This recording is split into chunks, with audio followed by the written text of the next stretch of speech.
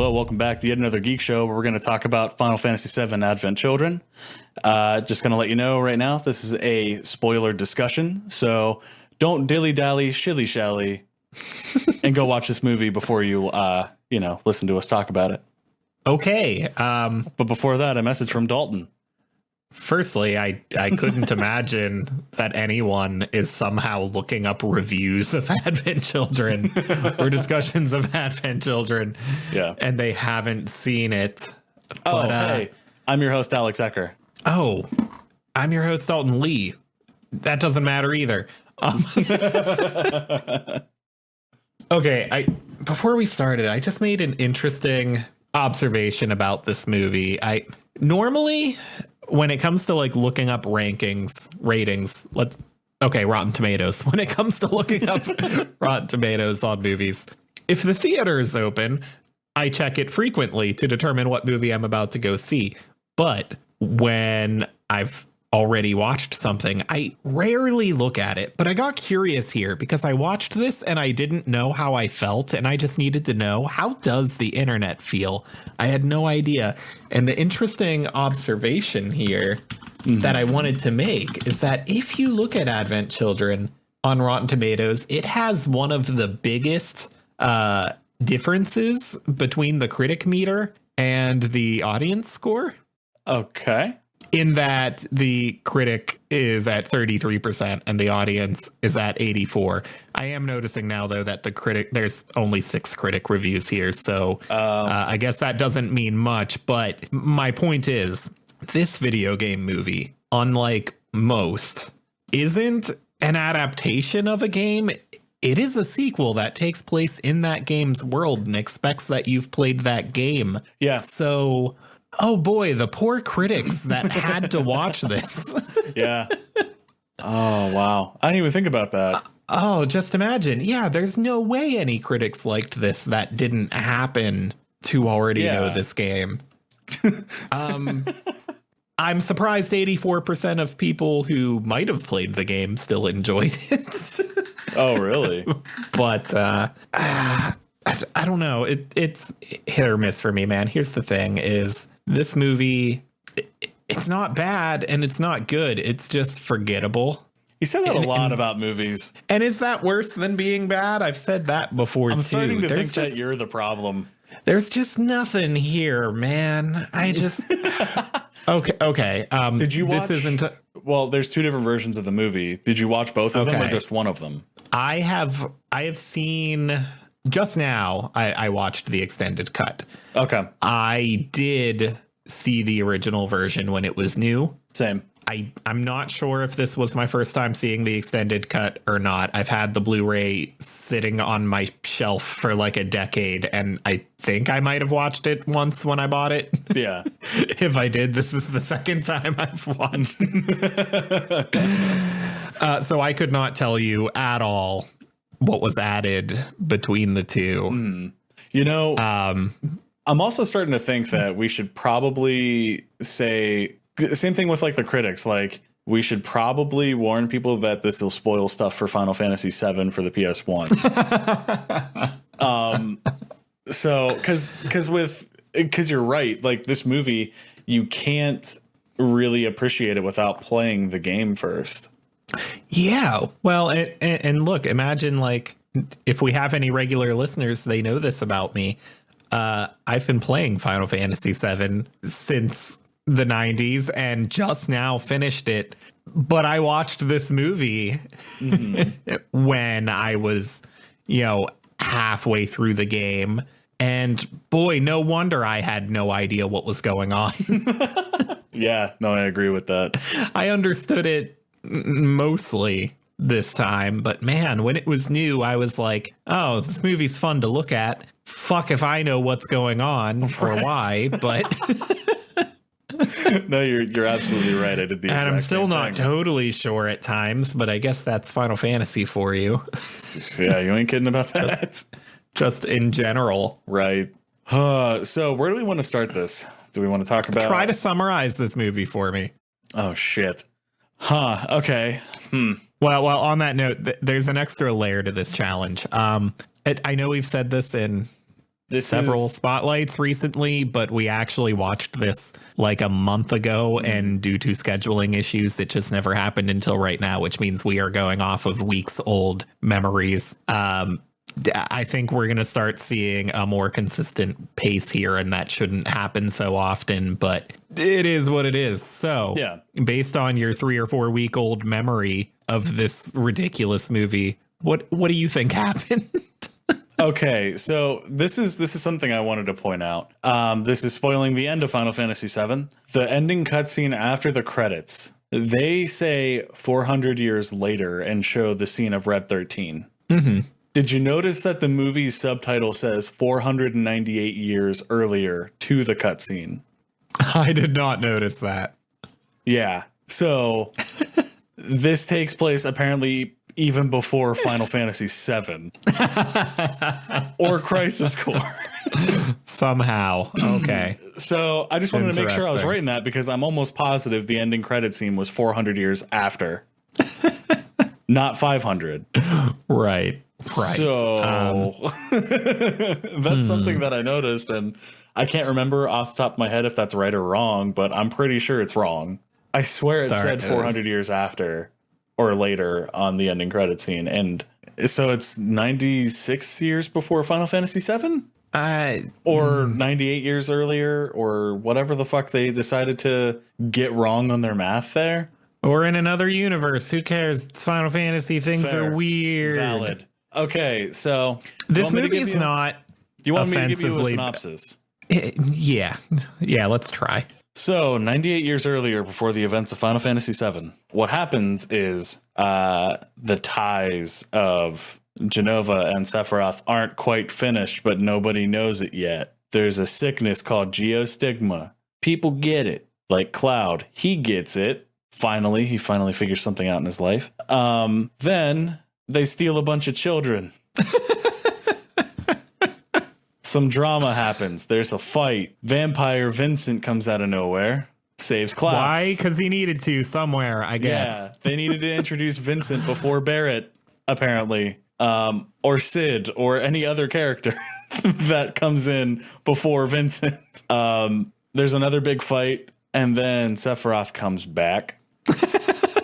And he gives you the biggest psych at the end of any fight, where Cloud says something like, "You're only a memory. Go back to being a memory." And he goes, "I will never be a memory." Then you think it's over, and then they blow Cloud up, and then he's alive out of nowhere, and then he gets bathed in the water, and the end. Okay, so in conclusion, neither of us really know what happened in this. Yeah, there's I mean, you wanted me to paint such a picture with words, and that's what you get. Okay, this movie it's a big glorified excuse to, before, I'm sorry, reboot, mental reset, error 404. This movie was basically just an excuse to render all of these characters, most of them for the first time in 3D. Yeah, that's really all it is. It's a big fan service movie, to the extent that Aerith and Sephiroth, who are dead, are both central to the movie. And Zack, who, oh boy, when I watched this the first time, I would have had no idea who the hell that was.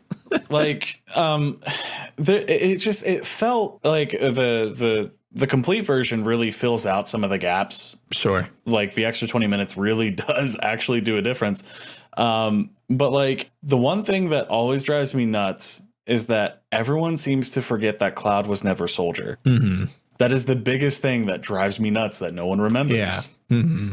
And they keep calling him Soldier. And then Zack in a dream sequence is like, "Nah, you never really were a soldier." Like, like, finally, like, they're getting it. Mm-hmm. I have a few notes. I kind of go in like chronological order of when I see it, of course. See, I didn't take any notes, and I don't even have any nitpicks for you, because like I said, there's nothing bad in the movie. It's just that I don't care. Well, just nothing. The story is not. Final Fantasy VII is such like a Dragon big, Ball like, Z movie, epic, and it doesn't feel canon. Final Fantasy VII is just such a big dramatic epic with an ending. And this movie is like, oh, hey, by the way, there's a built-in plot excuse to bring back Sephiroth one more time in a conflict that doesn't feel half as big as the game did. I gotta tell you though, with the remake and everything, it doesn't feel Final Fantasy. It feels more like sci-fi and fantasy. You know what I mean? Like, because like the way that they explain Sephiroth, like especially in this movie, the real bit of it is that they found Genova's head in that mountain in the beginning of the movie, and the descendants were looking for it to bring Sephiroth and Genova back. Because Sephiroth still was not 100% dead. He was still in the live stream, but very, very vaguely in there, from what I remember about this movie. Basically, him and Aerith are immortal within the live stream. Yeah, and him and Genova, that means the storytellers can do whatever with that excuse they want to do. Exactly, and they created a disease that would allow them to, just like he did in 7, where he was able to control people with Mako infusion, which was life stream and Genova cells. So he was able to control them with the geostigma because he could use them as like sacrifices or something. Hold on. Maybe I'm getting my Final Fantasy VII complicated lore mixed up. I don't think Mako's related. I think it's just the Genova cells. I don't think Mako has anything to do with Genova cells. Mako is just the essence of the life stream. So it's not anyone exposed to Mako he can control. It's anyone exposed to Genova cells. Which Soldier are, because it's Mako and Genova cells. Yeah. That's what I said. The way the way you worded it was that he could control anyone with Mako or Genova cells. Oh, my mistake. Now, it's kind of like a same thing that happened in the older movie, the older game. Like, oh, he can control people. Oh, yeah, he's gonna do it. You know what I mean? I don't know. The fight scenes were phenomenal in this movie, at least. I still here. Let me read some of my notes here. That is what it has going for it. It's cool to look at. Yeah, like especially since this was our first time seeing these characters like rendered like that in 3D with a high amount of detail. Yeah. It still looks pretty decent. Yeah, it still looks good. Okay. The synopsis in the beginning of the movie was different than the original synopsis for the first make of the movie. Like they do a synopsis like, this is what happened and blah, blah, blah, blah. They have the little girl explain it. There was like an extra 5 minutes of synopsis from what I remembered. And it helped a lot to explain what the events were leading up to. I got to tell you, in Final Fantasy VII, versus the remake, there was still color, and you know what I mean? For sure. This movie, it right away is just super dark and gray. For sure. The color. Well, and it's funny because while the color scheme keeps it so drab and boring and unstylistic and whatnot, at the same time, it leaned into the anime style action that I had no idea playing the original game we were supposed to be visualizing. Right. In the original game, I had no idea watching it that these characters are supposed to be jumping 100 feet in the air and stuff so the action leaned so heavily anime and especially then the credits did too. It was so anime it hurt. But then the visual tone is still bland and boring. Yeah. There was a motorcycle noise I think my subtitles picked up, and it just called motorcycle noise, and that was something that cracked me up. There was also a noise in there that sounded like a fart. Okay. I can't say I took notes on funny noises in the movie. So I kind of go chronologically with my notes. This is when we start hearing more people talk other than the little girl. I wrote, the voice acting is a little rough. It's a good cast, though. Sure. It felt I feel like the voice actors suited the roles, but yeah, I'm betting there were people. I haven't looked at all into who's actually involved in making this movie in terms of directing and producing, but I have a feeling they were people that were new to this, and the voice actors just didn't get a lot of guidance. No, I agree. But Steve Burton who played Cloud, some of his lines were really stiff too. So I don't know if it was even direction as far as how they wanted lines to be translated in. You know what I mean? I'm saying I think he was a good fit. He just wasn't told what to do. Okay, so we are agreeing on that. Yeah. I appreciated all the music in this movie. I wouldn't say all of it. Well, I wouldn't say all of it. I'd say a lot of it. Yeah. So on top of being an excuse to, show us all these characters in a more detailed way, this was also an excuse to orchestrate and elaborate on the soundtrack. Yeah. And a lot of that is great. Some of it is the worst goddamn techno I've heard in my life. Yeah, some of it's not good. Well, my whole note is I love the music and its callbacks. I wrote haha flip phones in a note. That was really weird to me. I had to pause the movie and think about it and discuss the issue with my wife, because I was like, man, I am being really thrown off guard by this flip phone, because I was thinking about it and I'm like, okay, I didn't see any cell phones in the game, but then I thought about it and I'm like, oh wait, is the PHS a cell phone? But still, why is it only used for that one context? Right. And then I'm like, well, I guess the Turks call each other. Yeah, that's But fair. I assumed it was like walkie-talkie, but I guess we can't really see anything in their hands. That's fair. And fast So maybe forwarding a bit- cell phones were like there, but uncommon. Well, here's the other thing too with the cell phone thing. Like, there was I put a joke in here somewhere in my notes, but there's that scene where he's in the forest or the ancient temple or ancient city or whatever it is, and he loses his phone. Cloud will tell Vincent that he'll phone in the verdict when Vincent just said he did not have a phone. Okay, so there's the two funny jokes. But the big thing, the other thing with the phone, for example, since we're already on it, is when it falls in that puddle turns into like a 30-foot deep puddle, and you hear all these voicemails and stuff. And then the last voicemail you hear is Eris's voice. Which means they were calling each other before she died. Right. What? And again, I didn't see any cell phones in that game. But Right. I guess But for the magic. PHS system to work, right?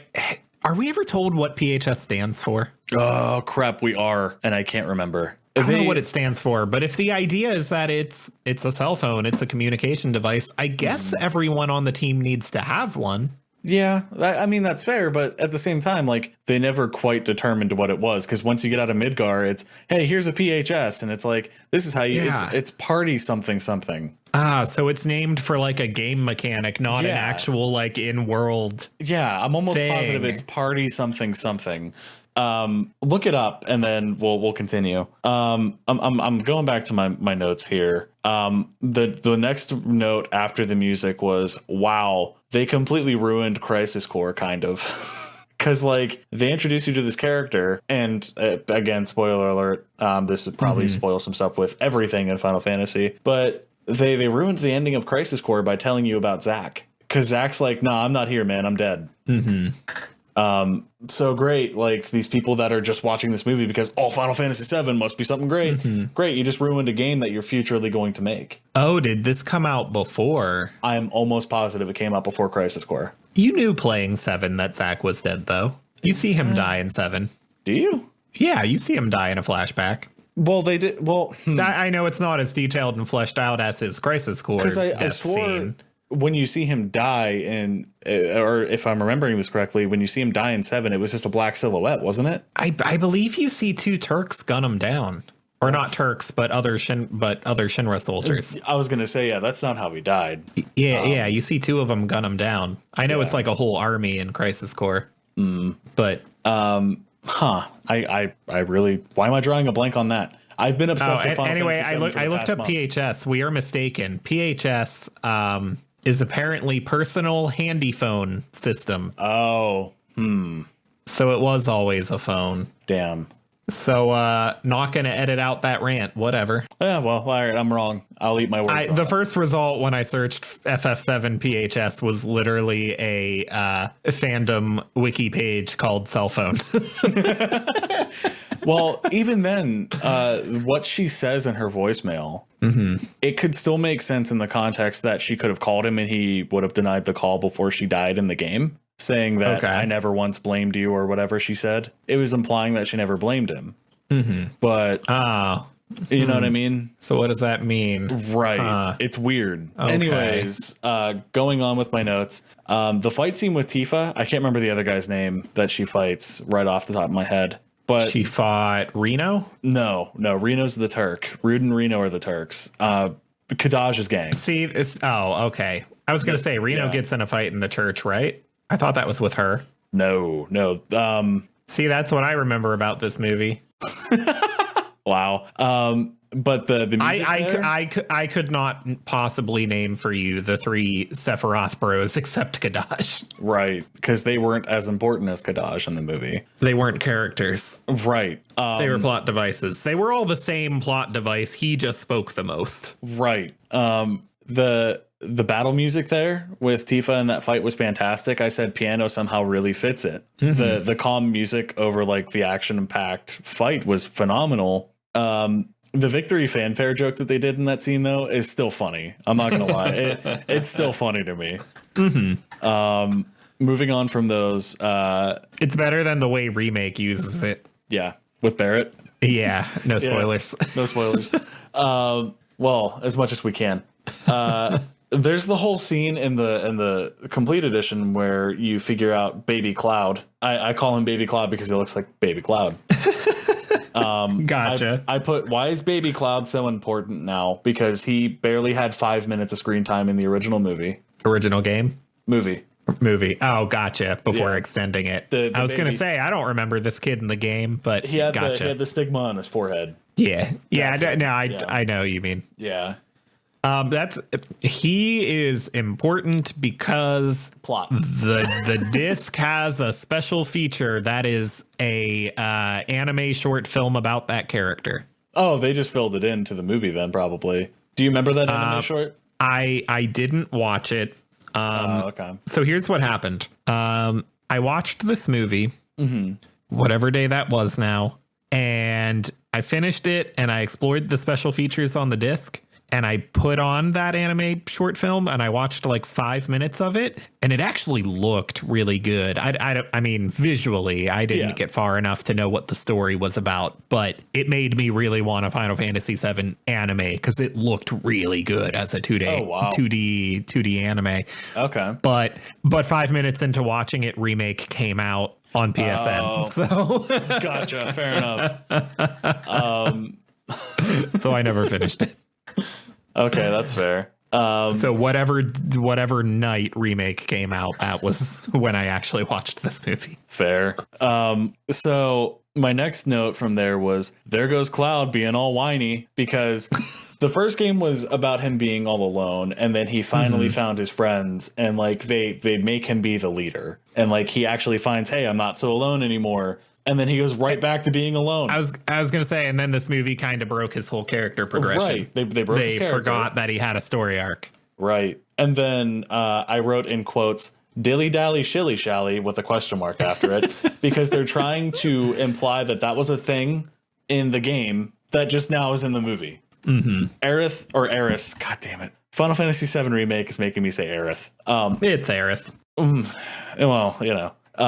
She never once said dilly dally shilly shally in the movie. Why are you trying to make this the catchphrase of the movie? There are so many better catchphrases. You know what I mean? I might just say it all the time now, whatever it means. But anyways, we talked about the fight. Wasn't it Tifa saying it, not Aerith? Right, but she said that's they imply that it's a thing that like Aerith would have said. Oh, okay. Like, gotcha. From what memory serves me, it's been a while. I talked about the fight in the ancient city a little bit. That was a good fight scene, don't get me wrong. It just felt completely pointless because other than trying to save the kids, which he ran over a few of them, if you remember correctly, his bike got hurled into a flock of children. But that whole fight scene seems so stupidly unimportant, and so did the dialogue after it. Yeah. There's the whole thing right before they summon Bahamut, and there's Marlene's Barrett impression, which cracked me up, and that's all I wrote was I put Marlene's Barrett impression and then a bunch of ha-has after it. That got me good. Yeah, it cracked me up. I got at least one good laugh out of the movie. Right. There's the scene with Kadaj and Rufus. Okay. They're sitting in the balcony, and I made the note of he's holding a green materia. He doesn't say what green materia it is, turns it into black materia, and then summons Bahamut Zero. I did complain about this. I complained about the materia coloring. Summoning materia is red. Yeah, and then my wife like rolled her eyes at me real hard because I was like, that materia was not red. Yeah, the only black materia was meteor. And then like at some point in time you see like a pile of materia together, and I'm like, why is there no red or yellow in there? I think everything was green. No. There might have been a blue. No, maybe. there was green and yellow. I didn't see any. There might have been some blue, but I didn't see any purple or red, I don't think. Yeah. At the very least, I was like, and yeah, purple's the other one. I was like, there's no purple or red here. And now that you mentioned that scene where it's just the box of materia, I thought it was somewhere I read that Cloud doesn't like using materia. So why did he have a ton of it stockpiled? I don't know, man. It's either my knowledge isn't adding up or theirs isn't. I can't tell you which. But anyways, my next note, because I got so involved in that fight scene, was, well, they did steal Yuffie's materia. Because I thought you would laugh at that.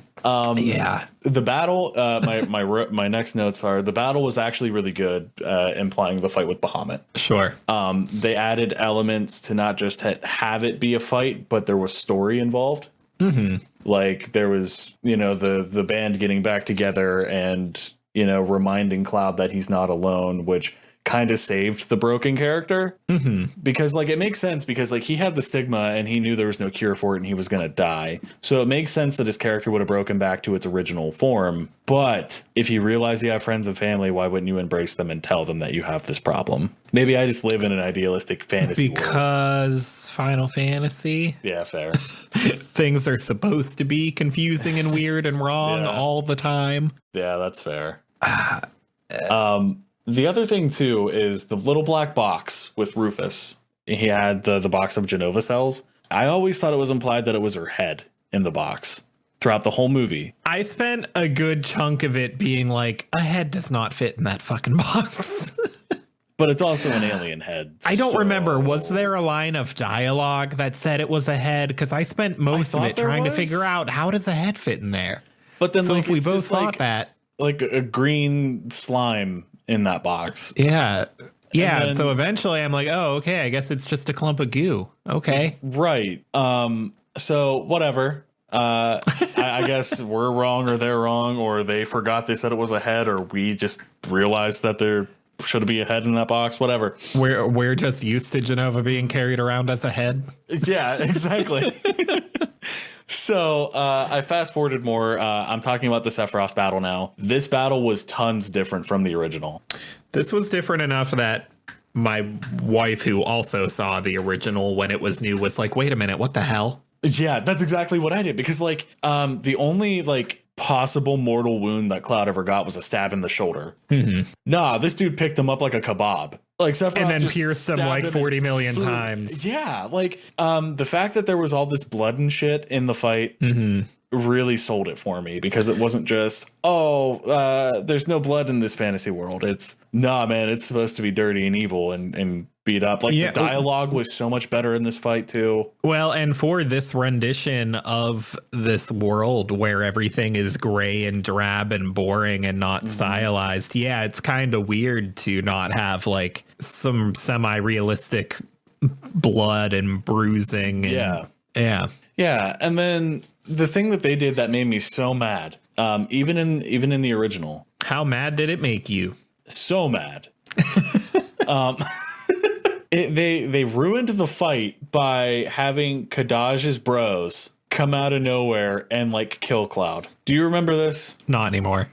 It's so stupid because he beats Sephiroth, right? He turns back into Kadaj, and Kadaj's death was kind of sad with Aerith, talking to him and saying it's okay, like your friends are waiting for you and all this other stuff. I was like, oh, this is actually really sad. He dissipates into this live stream stuff, and then like it shows like the sun shining on Cloud, and then you see 2 gunshots just go straight through him. And I'm like, you got to be fucking kidding me. You ruined this, because like I would have been totally okay if those 2 were never in the movie again, because you implied that they got blown up by all the fireworks beforehand. I know we're skipping everywhere with, but this is it's a 2-hour movie. It's nuts. But I mean, I have no coherent timeline of this movie in my head at this point. Yeah. So the only reason I remembered that whole fireworks scene was because those assholes came back from it. And then they don't explain how Cloud survived it in the original. It just, if I'm not mistaken, in the original movie, it just shows a screen of white, and then the next thing you know, he's laying there in like this all white room, and then a wolf walks away from him, and then you find him in the water. In this one, I remember him fighting them. I don't remember if it showed him killing them or if they just returned to the live stream. But why bring them back for no reason other than for them just to die then instead of before? You know what I mean? The ending of this movie, though, I'm going to move on from that. Sure.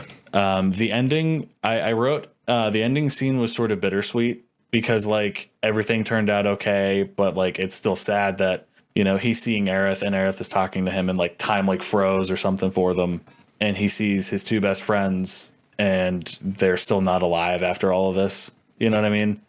But and also officially Sephiroth can't actually die, so yeah, what can we ever accomplish? Right. And then I had 2 as long as there is one Genova cell left on this earth, Sephiroth cannot die. That's what I got out of this. So in essence, Cloud has to die. Oh yeah, okay. If you think about it. Wow. Would that happen if there were no remaining Sephiroth clones or people with Genova cells in them at all, and Cloud was the last remaining one? Could Sephiroth just will himself into Cloud's body? I'd watch that sequel. Oh yeah, I would too. My last 2 notes were the credits scene felt so anime it hurts. Because I couldn't tell you if it was CGI or they just CGI'd Cloud on his motorcycle on real life landscapes. It did not look good, whatever it was. It just felt so out of place. And then there was an after credit scene that I thought was really cool, and I really don't remember that after credit scene. So I was conflicted about, talking about the visuals. Yeah. This being a pretty early high def movie. CG animated, high def's not the right word for it, because actually everything I was surprised I didn't notice this on my own watching the disc. I learned it after the fact. Everything from the original movie is only 720p. Yeah. Upscaled, and then all the new content was 1080. I was not noticing it while watching it, cutting it back and forth, which is funny because I'm somewhat of a stickler for picture quality. Maybe it's just that my TV's stickler. Maybe it's just, my TV's not actually great in the first place. Maybe it's that because it's a 4K TV, though, it has to apply an upscaling algorithm. No matter what it's watching, so maybe that made the 2 different kinds of scenes look more similar. Possible. But doing it in 720 would have been a big factor in getting it to look as good as it did at the time. 720p is less than half the pixels. That means more than double the resources to put into lighting and polygons and texture quality and whatnot. True. But so that said, evaluating how well that stuff has aged, like I kept watching it thinking, can a modern PC do this in real time? And so I was mentally comparing it to modern video games, and there were points where I thought yes, and there were points where I thought no. It just, maybe some technologies have advanced more than others, but there were moments where I'm like, oh, that person's coat doesn't look good. Their faces don't move real natural. Right. But then there's moments where I'm like, whoa, look at that lighting. We can't do that in real time. Right. Or there were some shots where like the dust particles in the sunlight coming through the windows. I'm like, whoa, I don't think that's something we do in real time now. Yeah, no, to that level. So yes and no, I guess. A lot of the time what I was noticing where I'm like, oh, that wasn't great would be like clothes. But then I'm like, did we get better at that? Or am I just noticing more flaws in it because the camera is getting way closer to their clothes than it does in a video game? Okay.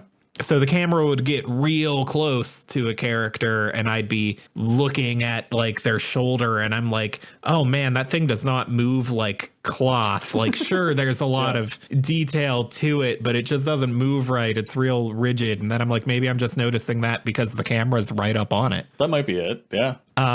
I will say that Remake is a hell of a lot more aesthetically pleasing, but I don't know if it's actually more detailed. I think it just has way better character models and it actually has better is not even the right word. I don't know if it's more polygons or better textures. It's just the design, the style. I just want them to figure out what color Cloud's fucking hair is. Because between the PS3 thing, Crisis Core 7 and 7R and Advent Children, it is a different color every time. It's still blondish, but like in Advent Children, it's almost brown, and in 7 it's blonde. Like in 7, it's literally yellow. Yeah. Oh man. So Remake is a world more pleasing to look at, but I don't know if it's actually like on the technical level. I think it's just better. It's just a better creative effort into its appearance. Yeah, that's fair. So yeah, visually, I think this movie's aged pretty well so far. It's visually still a fantastic movie. I mean, it's gray and it's boring in that sense, but in terms of like it's animated well enough, the fights are fun to watch. Attention to detail in certain spots is like fantastic. the hair looks pretty good, and there are moments of the animation where, you know, like I said, the dust particles in the sunlight, like it caught me off guard, or like when you'd get a really wide cityscape. Things like that. It has its moments, but man, people did not care about color working on this movie. Yeah, you were not kidding. That's one of the hardest drawbacks to it being a visually entertaining movie. Well, and I wonder if that's a big portion of me not caring about the story. Maybe it's not actually that the story's boring and hard to follow. Maybe I just was being bored to death by what it looked like. Yeah, I mean, outside of the action scenes where, you know, it goes to action and I'm like, okay, the animation's good. Yeah. But when I'm not enjoying an action scene and I'm just evaluating, you know, things like the color and cinematography and whatnot, I'm like, oh, this isn't great to look at on a creative level. Right. I don't know. It sucks because like there are so many parts of this movie that feel so drawn out as far as dialogue and story that extra 20 minutes, even though it clears up a lot of the issues, still makes it way more boring. Because there's so many unneeded spots that you don't really need to care about, like Baby Cloud. Like, I really don't give a shit how he got there. You could have just said it in a 5-minute scene instead of dedicating an entire scene of the movie to him. Or no child in this movie needed to be a character. Not really. Maybe Marlene. Yeah, Marlene can still get away with a cameo or two, though. None of them need to be a real plot device. That's fair. But what's cracking me up, that's something that I feel like is a continuity error. This is nothing super spoilery about 7 Remake. Marlene looks the exact same as she did in Advent Children. So. Oh, I didn't pick up on that. Maybe you're right. I'm going to have to look up a comparison. Yeah, like from what I remember, she looks like the exact same. So 2 years, she didn't grow up at all, or am I missing something? Well, I mean, technically none of them should be there at all because it's 98 years before 7. So, but Barrett here doesn't look anything like he does in Remake, but I guess we'll talk about that in our Remake episode. Yeah, I'd much rather do that there. I just kind of want to talk about the remake, and because I've said my pieces about this thing, and it's killing me not talking to you about this game, dude. Okay, so I guess for me, because I really only wanted to talk about this movie for 10 minutes and not for 40 plus minutes, but Well, I guess I'd just say this movie is like, if you're not into Final Fantasy VII, no way in hell do you watch this. Right. Yeah. If you are into Final Fantasy VII, then like, yeah, it's fine. Why not? And at your own expense, watch the complete version of it, because you would be absolutely lost if you didn't have that extra 20 minutes of explanation at the key points. We've watched a good handful of video game movies now. Are we going to start ranking video game movies in comparison to each other? I'm tired of this ranking shit. We'll do that on our next video game movie when I have a list up of what we've done. Well, to be fair, this one's better than Doom. Both of them. For sure. I'll give it that. Sorry, I had to stretch. We've been sitting here for 2 hours recording, so. All right. Thanks for listening to us ramble about this boring as shit movie Don't that I still dilly-dally, just slightly shilly-shally. recommended. And we'll see you next time with, finally our episode on Final Fantasy VII Remake. Don't dilly-dally, shilly-shally. Share, like, comment, do whatever you want. But most importantly, do those things first. All right. And then bugger off. Bye.